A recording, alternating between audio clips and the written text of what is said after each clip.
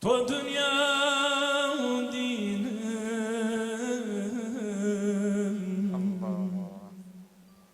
بفدای تو بیم روحی شیرینم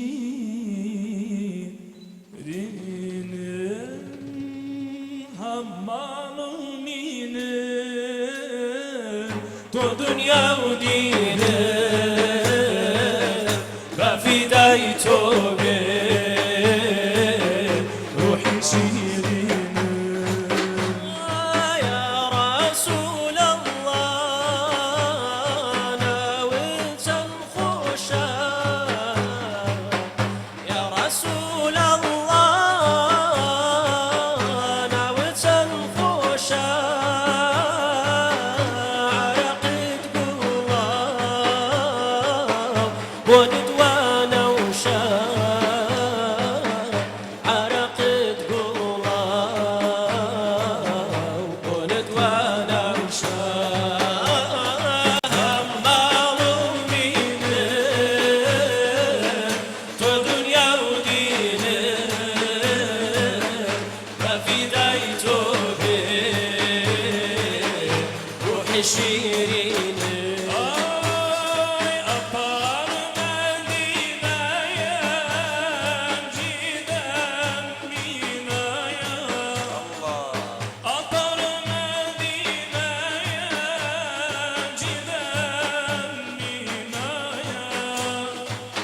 Salamım Ahmet'e becel dünyaya Salamım Ahmet'e becel dünyaya همالو مینه تو دنیا و دینه و فدای تو به روحي شيرين أرواح حاجيا لدار بيت الله أرواح حاجيا لدار بيت الله بين وزيارته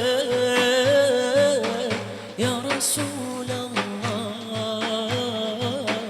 بين وزيارته يا رسول الله همالو مينه تو دنيا ودينه بفديت به روحي شيرينه Ay sevgilin peygamber Ay ulu rehber Sevgilin peygamber Ay ulu rehber Şefaatine İslam'ı kurtar Şefaatine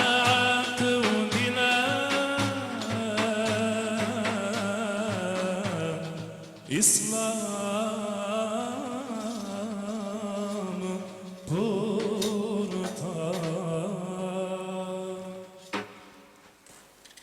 اللهم صل على سيدنا محمد وعلى آله وصحبه وسلم اللهم صل على شفيعنا محمد وعلى آله وصحبه وسلم تسليما بنران و بیسەران و خۆشەویستانی کەناڵی ئاسمانی پەیام سەلام و ڕەحمەتی خواتان لێبێ جەژنی ڕەمەزان لە ئێوە و لە خانەوادەی خۆشەویستان لە تێکڕای موسڵمانان لەسەر جەمجیهان لە هەرێمی کوردستان بە تایبەتی پیرۆز بێ داواکارم لە خوای تەعالا ڕۆژوو نوێژ و تاعات و عیبادەتی مانگی پیرۆزی ڕەمەزانی لێ وەرگرتە بین داواکارم لە خوای باڵادەست هەر کەسێک لەم منبەرەوە تەماشای ئێماکە دوعایەک نزایەک لە دڵێتی خوای گەورە بۆی جێبەجێ بکە ئینشاءالله جەژنی ڕەمەزان جەژنی کۆکردنەوەی خانەوادەکانە جەژنێکە بۆ گەیاندنی سیلەی ڕەحم جەژنی ڕەمەزان بۆ ئەوە کراوە ڕۆژوان دوای ئەوەی کە مانگەکە بە تەواوی بە ڕۆژوو ئەبێ پاداشتی ڕۆژەکەی وەرەگرێ ئەویش ئەوەیە لە خۆشی و شادیە مسلمان ڕۆژەکانی جەژنی ڕەمەزان بەڕێیەکە. ئازیزان و خۆشەویستان، لەگەڵ دوو گروپی زۆر خۆشەویستی شاری کەرکووک و میوانێکی زێدە ئازیز و خۆشەویست ئەمڕۆ لە خزمەتی ئێوەی ئازیزین. هەڵبەتە پێش هەموو شتێک ئەمەوێ سوپاسی خاوەنی دیوەخان و باخ و خاوەنی ئەم شوێنە مبارەک و جوانە بکەم، کاک وەستا سەباحی بانی مەقان هەستاوە بە لە خۆگرتنی ئەم ئەرکەی کە ئێمە لێرە ئەمڕۆ کۆبووینەتەوە کە ئەویش بەرنامەی جەژنانەیە. سوپاسی و پێزانینمان بۆی هەیە، یاخوا هەر بە ساحێبی ماڵ و دیوەخان و باخ و شوێنی خۆشی لەم جۆرە بێ.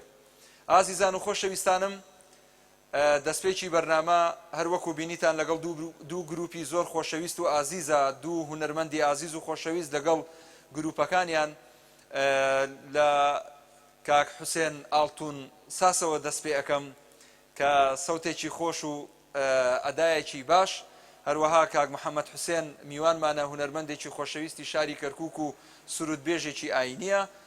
زۆر بەڕێز و خۆشەویست مامۆستا محەممەد سۆران بانخوازێک لە شاری کەرکووک و گەنجێکی تازە دەرکەوتوو، گەنجێک هەمیشە ئومێدەوارین تەمەنی لە خزمەتی ئاینی پیرۆزی ئیسلام بەڕێ بکە ئینشاء الله، هیوای سەرکەوتنی بۆ خوازیم.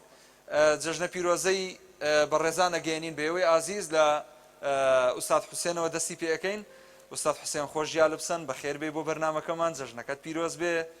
من هم تركمان سلاشنم سعودن هم دكتور سلاشنم سعودن. بسم الله الرحمن الرحيم، الحمد لله والصلاة والسلام على رسول الله. اللهم صل على سيدنا محمد. طبيعي چون زدان صوخ ممنوع سزدان بكان عروض بز دعوت تيتوز مبارك bayramda hakikaten bayramımız hoş oldu. Çok sağ ol. Allah ezruzi alsın ya Rabbi. Bir dakika tercüme edeyim. Olmaz böyle. Vallahi cejntan piroz be spastan بۆ بانگێشکردنمان بۆ ئەم بەرنامەیە. هیوادارین هەموو ڕۆژێکتان جەژن و خۆشی بێ. قەڵاننەوە قەڵانە bayramlık. Vallahi cejnanım beri. Allah ya Rabbi cümlemizin ecrini yazsın. İnşallah. Orduz kabul olsun. Bütün ümmeti Muhammed'in bayramı mübarek olsun. Amin. Cejnetten piroz inşallah. نبارك أمة الإسلامية بمناسبة حلول شهر olmaz her cejnetten piroz. Cejneman piroz be, hem rojakman cejn be. İnşallah. Korona morona kalmadı. Tavabu. İnşallah ya Rabbi. Elhamdülillah. Her bejid bexer beyte o spas takin. Serkevtub inşallah. Mağsa Muhammed پێم خۆشە پەیامی جەژنە پیرۆزەی خۆت بگەێنی بە گەنجانی شاری کەرکووک بەو چینەی کە خۆت ئاسا ئەم مانگە لە خزمەتی قورئان و مانگی ڕەمەزانی پیرۆز بوون، ئێستا پاداشتێکی گەورە چاوەڕیانەکە ئەویش جەژنی پیرۆزی ڕەمەزانە. فەرموو. الحمد لله وحده والصلاة والسلام على من لا نبي بعده. داواکارین لە خوای پەروەردگار ئەو مانگەی کە تیا بە ڕۆژوو بووینە کە لە ڕێگەی پێغەمبەرەکەیەوە صلی الله عليه وسلم مژدەی ئەوەی پێداوین کە لیصائیمی فەرحەتان، بۆ کەسی ڕۆژوان دوو فەرحە و دوو خۆشی هەیە، ئەو خۆشیە بێ کە پێغەمبەری خوا صلی الله عليه وسلم ئاماژەی پێ کردووە. داواکارین لە خوای پەروەردگار ئەم جەژنە بکاتە مایی خۆشی و شادی و پیرۆزی کە لە هەموو ئومەتی ئیسلامی و بە تایبەتی لە وڵاتی خۆمان وڵاتی کوردستان و لە شاری کەرکووک بە تایبەتی تر کە ئێمە تایە ئەژین و تایە خەریکی کار و دەعوە و بانگەوازین. الحەمدولله ئەم مانگەی کە ئێمە تایە بە ڕۆژوو بووینە شایەنی ئەوەیە کە خوای پەروەردگار وەکو پاداشتێک بۆ ئەو کەسانەی کە خۆیان ماندوو کردووە، ڕۆژێکی خۆشی بۆیان داناوە، ڕۆژێکی بۆیان داناوە کە ئاماژەی پێ کردووە، ئەو ڕۆژە ڕۆژی خۆشی ئێوەیە. بۆیە تایە خۆشی خۆتان دەرببڕن، تایە جەژنە پیرۆزە لە یەکتری بکەن، دوعای خێر بۆ یەکتری بکەن. ئێمەش هەر لێرەوە جەژنە پیرۆزەمان بۆ هەموو لایەک هەیە و هیوادارین ڕۆژ و تاعەتی هەموو لایە قبول بفەرمێ ئینشاءالله. دەست خۆش سپاس بۆ جەنابەت، بەخێر بێتەوە بۆ بەرنامەکەمان. جەژن لە جەنابی شت پیرۆز بێ ئینشاءالله. محەممەد حوسێن چۆنی؟ جەژنەکەت پیرۆز بێ، هەر لە خۆشییاوی دەنگت هەر سەدا و مەقامات و گەروت ساغ و سەلامەت بێ ئینشاءالله. سپاس بۆ ئامادەبوونت. سپاس بۆ تۆش مامۆستا مەحموودی گوڵ. عزیزی منی فەرموو پەیامی خۆت بگێنە. بەناوی خوای گەورە و میهرەبان، درود و سەلام لەسەر پێغەمبەرمان محەممەد صلی الله عليه وسلم.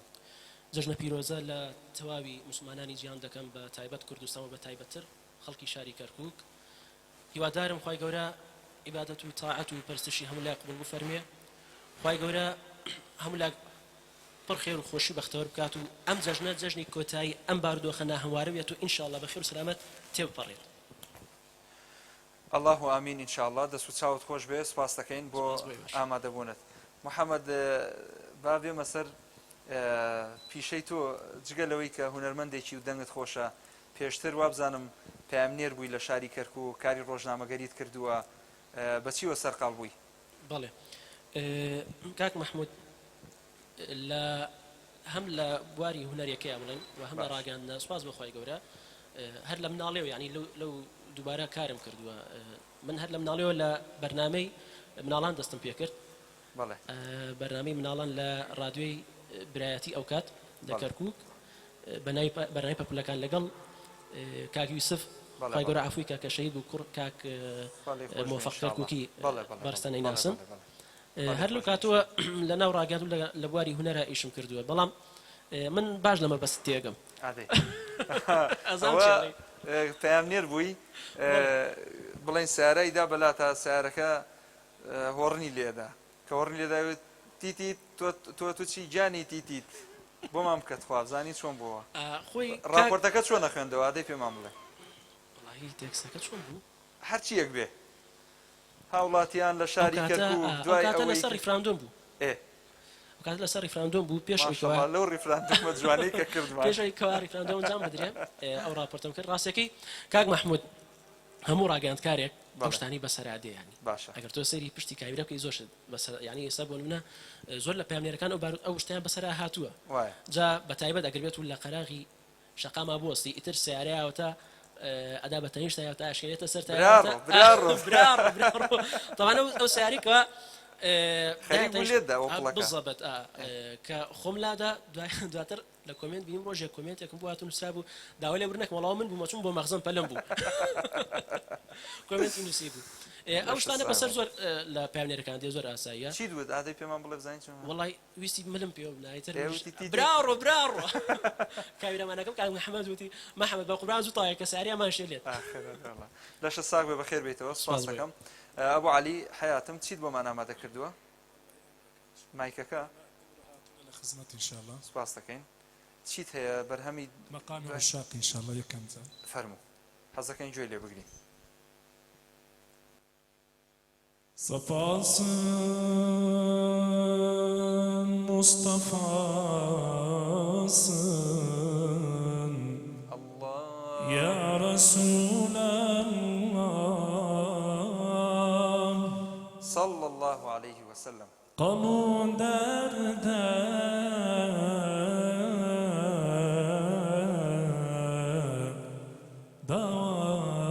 داواسن یا رسول الله اللهم صل عليك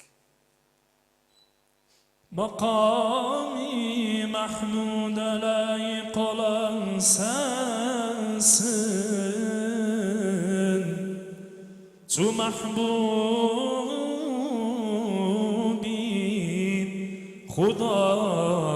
khudasın ya رسول الله اللهم صل وسلم عليك سنة عاشق من حاصل در البات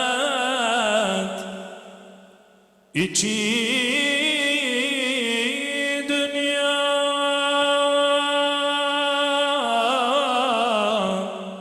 safasın ya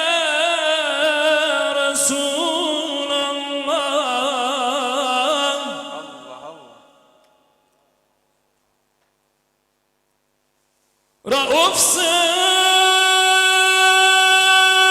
hem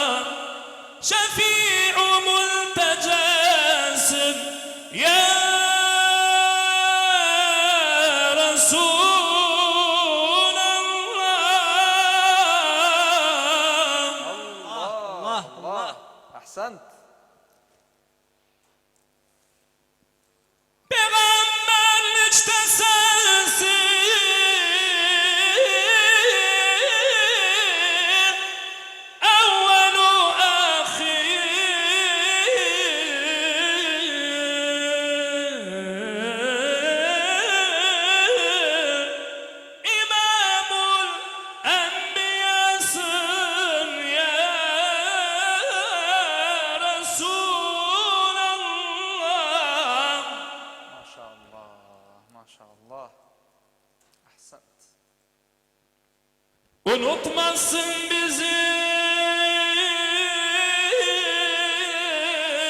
havli kıyamattan.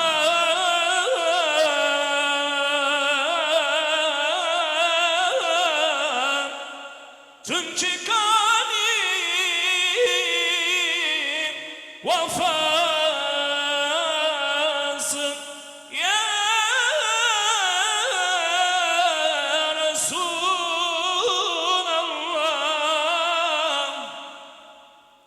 Sallallahu aleyhi ve sellem. Senin aşkınla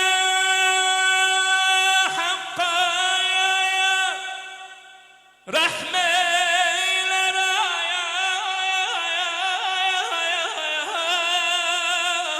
ayaman. Maşallah.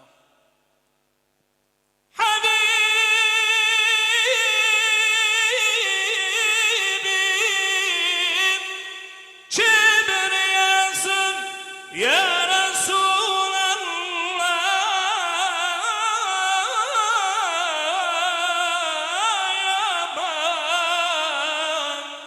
Allahümme zid ve barik. Maşallah.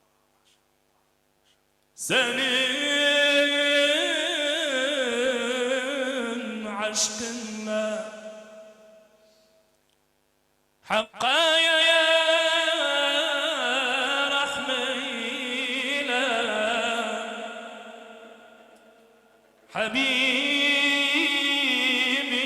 Habibim kibriyasın Habibim kibriyasın ya Resulallah. Habibim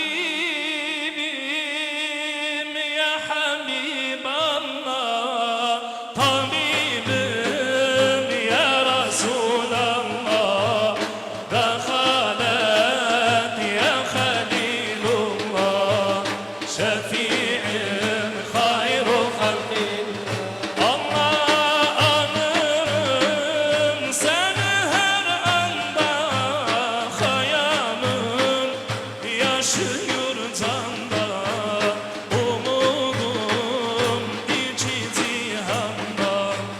Habibim ya Resulallah. Nübüvvet siratı sensin, peygamberler tacı sensin, gönüller ilacı sensin. Habibim ya Habiballah, Habibim ya Habiballah, tabibim ya Resulallah, dakhalet ya Halilullah, şefi'im hayru halqillah. Sevmişem canı gönülden, Habibim doyulmaz senden, bu canı feda al benden. Habibim ya Resulallah. Allah'ın sevgili sensin, içici ancülü sensin, hidayet bülbülü sensin. Habibim ya Habiballah, Habibim ya Habiballah, Allah tabibim ya Resulallah, dakhalet ya Halilullah, şefi'im hayru halqillah.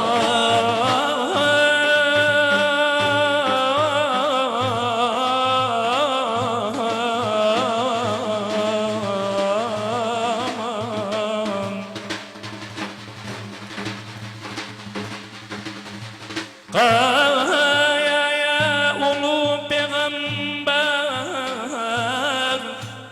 kerem et zamanı göster. Dakhalet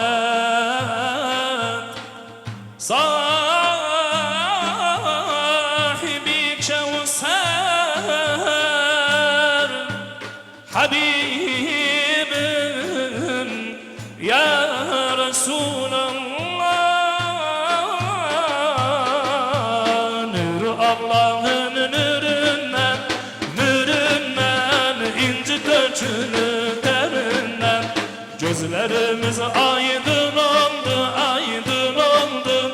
Nuri Muhammed nüründen Yasin Taha Muhammed hem müeyyed hem mumezzed alemine geldi rahmet, geldi rahmet.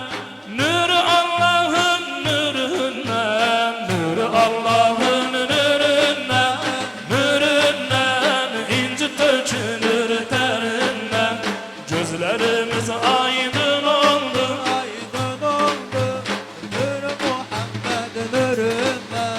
Nuruna hayran felekler, felekler yendi samanda melekler. Kaya herkes onu bekler, onu bekler.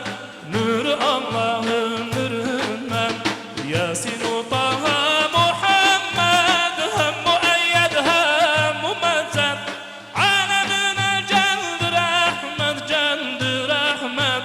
Nur Allah'ın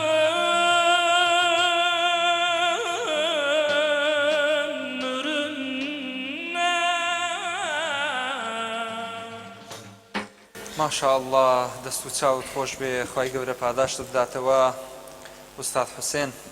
بارەک الله فیک. خۆشەویستان و بەڕێزان، بەشی یەکەمی بەرنامەکەمان هاتە پایان، بەڵام دوای ناوبڕێک دەینەوە خزمەتان. بینەری کەناڵی ئاسمانی پەیام بن، دوای ئەم ناوبڕە دەینەوە خزمەتان. خۆشەویستان و بەڕێزان، دووبارە سەلام و ڕەحمەتی خواتان لێبێ. هاتینەوە خزمەتان بۆ تەواوکردنی ئەو بەشەی ماوە لە بەرنامەی جەژنانە. بە خۆشحاڵیەوە لەگەڵ هەردوو گروپی خۆشەویستی شاری کەرکووک، کاک محەممەد حوسێن و کاک حوسێن ئاڵتونساس لەگەڵتانین بۆ ئەوەی درێژە بە بەرنامەکە بدەین. دەچینە لای مامۆستا محەممەد سۆران، هەندێک پرسیاری لێکەین. مامۆستا، دەربارەی ئادابی جەژن ئەگەر بپرسین، یعنی مسلمان چۆن بتوانێت پارێزگاری لەو دابوونەریت و ئەخلاقە کوردەواریە بکا کە لە ناو کۆمەڵگەی ئێمەدا هەیە؟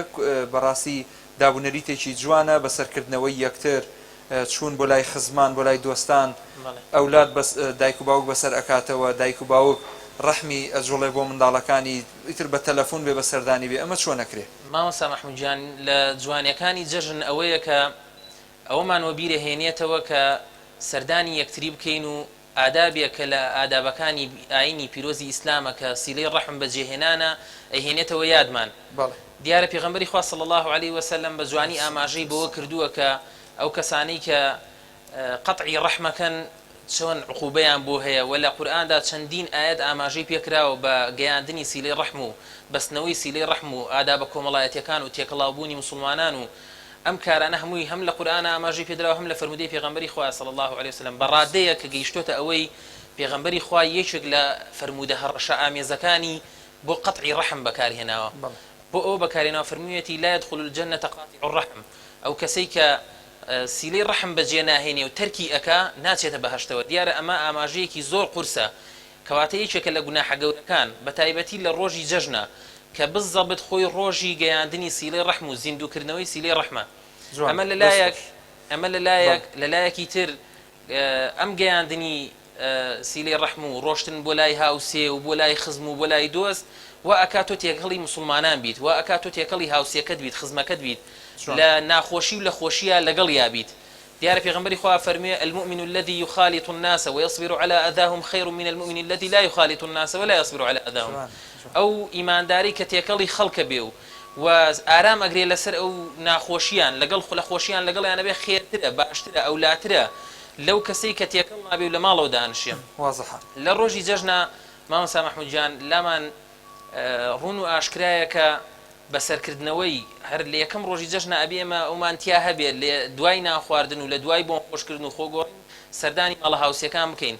ئەوەنەی من لە بیرم بێ 20 ساڵە بێت باوکم هەموو جەژنێک یەکەم کەس سەعات حوتی بەیانی دەرەچێتە دەرەوە و هەموو ماڵەکانە گەڕێ دەرو دراوسێ دەرو دراوسێ گشتی ئەگەڕێ ئەمە کەلتوریەکە نەریتیەکە یعنی لەناو ئێمەیە هەر هەیە وەلەو ئێستاکە کاڵەوە بووە ئەو کاتی سەرەتا ڕەنگە ئەم بینین 25 پیا و 25 زەلام ئەگەڕان ئەم ماڵ ئەچۆ ماڵی کۆ کردەوە ماڵە سکلێتی وەرەگرت و ئەگەڕا بەڵام ئێستاکە سیرەکەین کاڵەوە بۆ بەداخەوە سیرەکەین ئێستا من ئاخر جەژن کە لە بیرمە 7 نەفەر بوون سەر ڕای هەموو ماڵەکانش پیاوی لە ماڵە و هەموو ماڵەکان یەکێک ببوونی ئەوەی کە تاخیر بووە یعنی ئادابەکانی جەژن ئەبێ بە بەرزی بهێڵڕێتەوە لەبەرەوەی ئەوە شعائری خوایە خوای گەورە فەرمێ ذلك ومن يعظم شعائر الله فإنها من تقوى القلوب ئەوە لە دڵەوەی و لە بەرزی تەقواوەیە کە ئەو شعائرە جوانانە ئەو بۆن خۆشکردن و گەڕانانە بهێڵینەوە و دەستی پێوە بگرین بۆی زیاتر پابندبوونمان بەدینەوە بهێڵێتەوە ئینشاءالله دەست و چاوت خۆش بێت سپاس دەکەم مامۆستا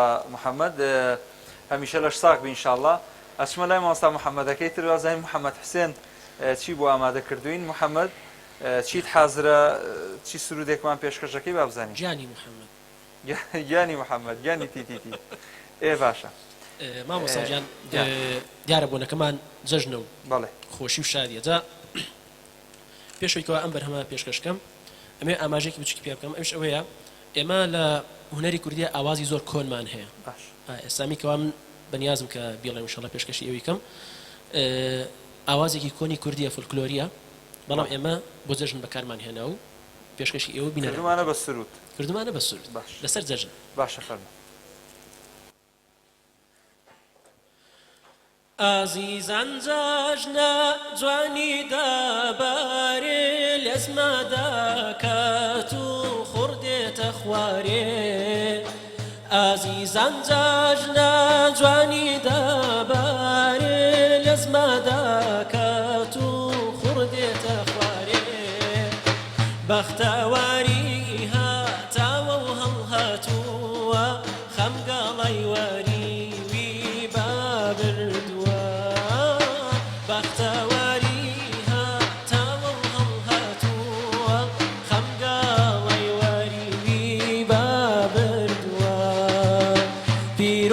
پیرۆز جەژن و شادیمان بڕ عیشق و سۆز بێت هەست و دەروونمان پیرۆز بێت پیرۆز بە کەمارانی لێوان لێو بێت لە ئەمین و جوانی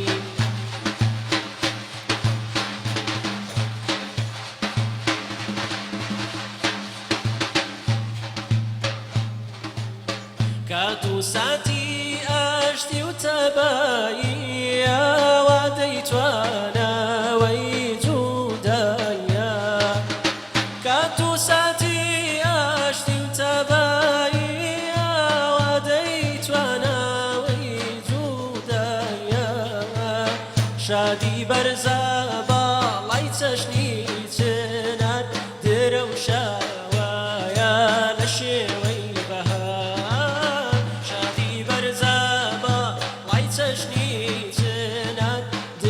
شاوایە لە شێوەی بەهار پیرۆز بێت پیرۆز جەژن و شادیمان پڕ عیشق و سۆز بێت هەست و دەروونمان پیرۆز بێت پیرۆز بە کەمارانی لێوان لێو بێت لە ئەمین و جوانی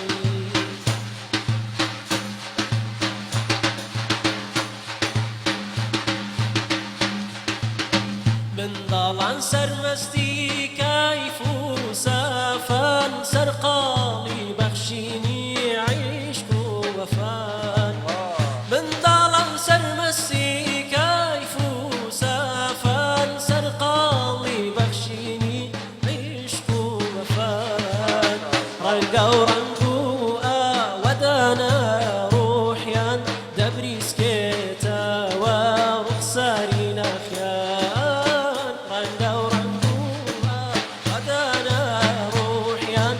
دەبریسکێتەوە ڕوخساری نەخیان پیرۆز بێت پیرۆز جەژن و شادیمان پڕ عیشق و سۆز بێت هەست و دەروونمان پیرۆز بێت پیرۆز بە کەمارانی لێوان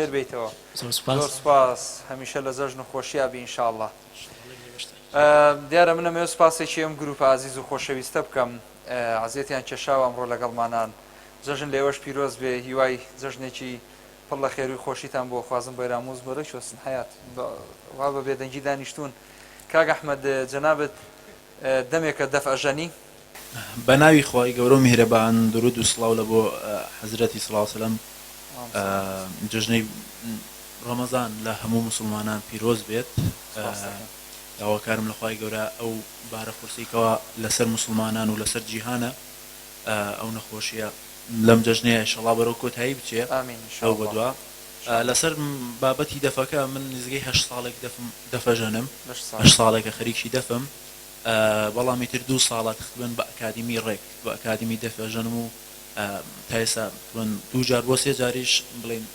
کۆرسی تەلەبەم گەیاندووە الحەمدولله پێمان خۆشە لە ماوەی 1 دقەیە سۆڵۆیەکی دەفمان پێشەشێکی مەتەنە فەرموو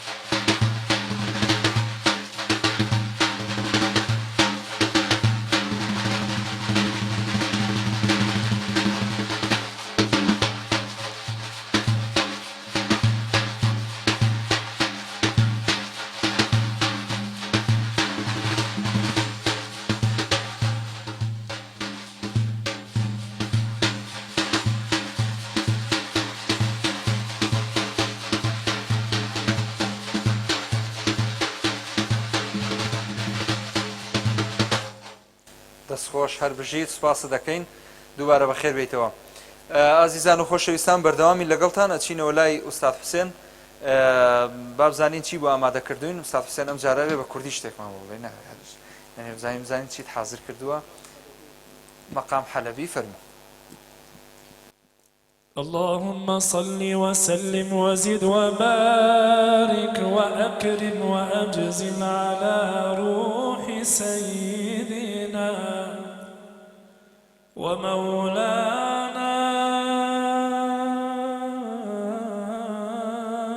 محمد اللهم صل وسلم عليه أنت الحبيب يا رسول الله أنت الحبيب وكلنا لك نعشق ولطيب وصلك دائما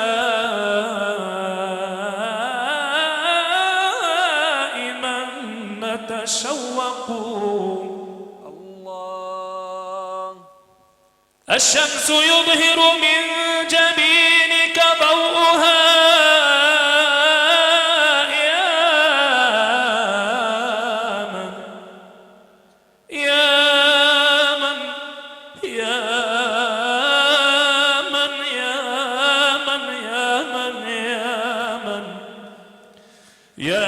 محاسنه كبدر يشرق حسن الملاحة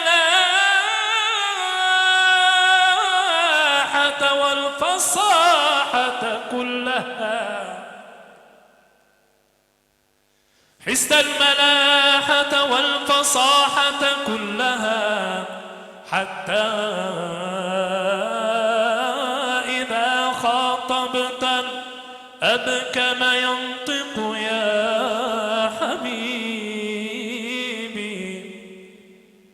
صلى الله تعالى صلى الله تعالى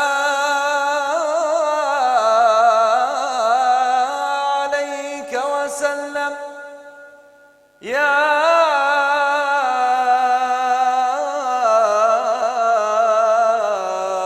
رسول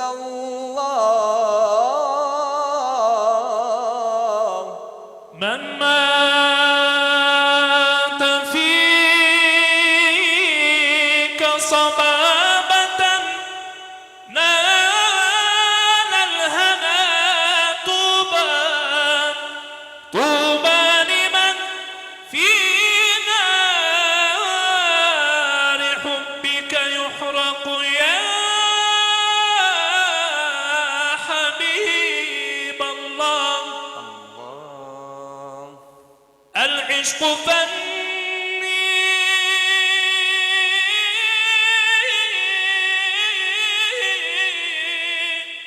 والصبابة مذهبي لا لا لا لا لا لا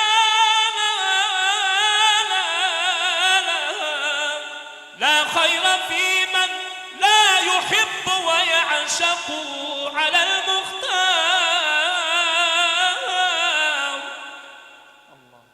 على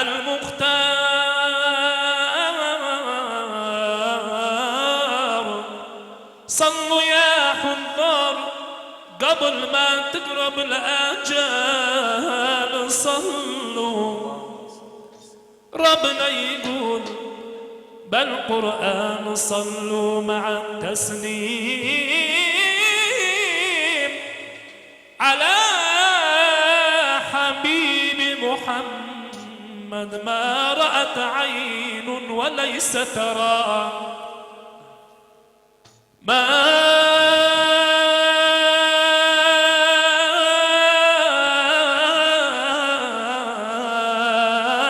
رأت عين وليس ترى مثل طه في الورى بشرا خير من فوق السماء سرى طيب الأخلاق والشيم يا إمام الرشد يا سندي الله أنت باب الله معتمدي ففي دنياي وآخرتي الله الله الله يا رسول الله خذ بيدي أيها المشتاق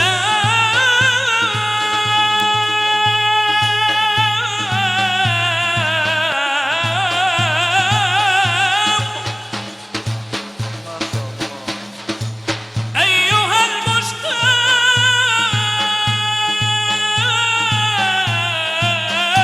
المشتاق لا تنمي هذه أنوار ذي سلمي عن قريب أنت في الحرم يا أهل الله عن